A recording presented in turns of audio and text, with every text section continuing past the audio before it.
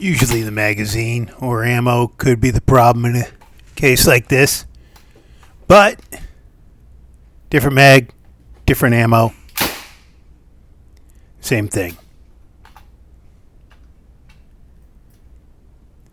There is a missing ejector.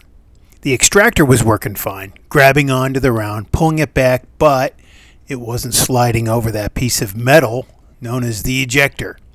Right there you can see where the shell hits the ejector and it would flip out normally. What was happening here is it was just continuing to slide past that point where it would normally be ejected.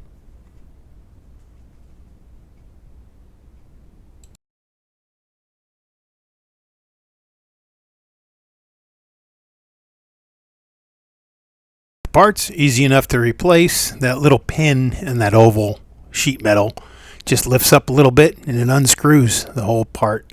Screws right out. As you can see the threading. Just thread it in a new one. Of course, it helps to have spare parts on hand.